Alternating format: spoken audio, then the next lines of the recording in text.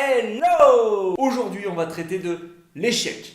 Il y a pour moi 4 étapes entre tout va au top et je suis complètement détruit. Étape 0. Tout va bien, tout roule, vous avancez à une bonne vitesse de croisière. Vous avez un environnement qui vous permet de continuer à avancer. Vous êtes en train de créer ce que vous voulez. Quand vous êtes dans cette étape 0, ne changez rien.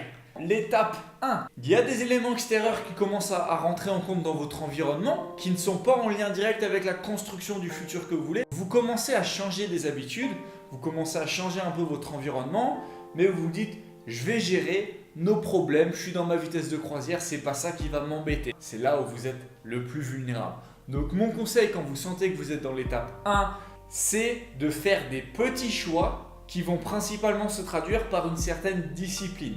De vous imposer des lieux de travail, des façons de travailler, certaines habitudes productives qui vont vous prémunir justement d'aller vers l'étape 2 de l'échec. Vous voyez vraiment que c'est une situation qui est problématique et que vous voulez absolument en sortir et pas tomber dans l'étape 3, c'est de faire des choix plus importants pour arriver à rapidement s'extraire de ce problème.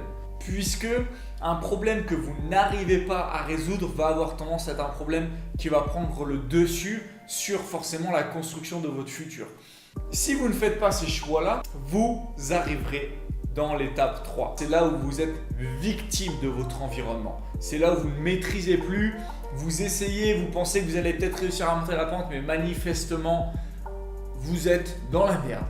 Et là, la seule possibilité, si vous ne voulez pas rester dans cette étape 3 et faire en sorte que votre vie soit un échec, 80% des personnes en fin de vie avouaient regretter de ne pas avoir fait certaines choses, de ne pas avoir construit la vie qu'ils voulaient. Et ça, c'est hors de question. Et si vous ne réagissez pas dans l'étape 3, vous ferez partie de ces 80% que vous vouliez ou non. Pour vous en sortir, cela nécessite des sacrifices forts. Vous allez devoir changer de lieu de vie, vous séparer de personnes que vous aimez mais qui manifestement sont des poisons pour vous, changer complètement d'activité professionnelle. Mais l'étape 3, quand vous ne maîtrisez plus rien, que vous êtes victime de votre environnement et pas moteur de votre environnement, vous allez devoir faire des sacrifices forts pour vous en extirper.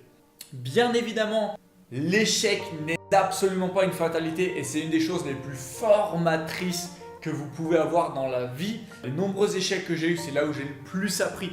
Donc ne soyez pas fataliste et ne soyez pas triste d'être dans des échecs professionnels ou de vie ou de couple parce que vous allez énormément apprendre si vous êtes dans l'optique d'apprendre. Néanmoins, pourquoi il est important de connaître ces étapes de l'échec? Si pour une fois dans votre vie, vous avez la possibilité de construire sur mesure la vie que vous avez toujours rêvé, peut-être que ce n'est pas le moment d'avoir un échec et qu'il faut peut-être attendre d'avoir atteint un gros palier que vous vous étiez fixé pour vous autoriser à vous planter éventuellement. N'hésitez pas à bien évidemment nous follow sur Instagram. C'est là qu'on va prendre les questions pour nos vlogs qu'on va faire dans des endroits insolites en Thaïlande.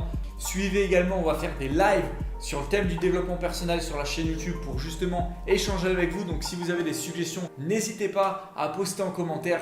Bien évidemment, à mettre un pouce, à vous abonner et à partager si c'est une vidéo qui vous a aidé. Et on se retrouve très vite pour la prochaine vidéo.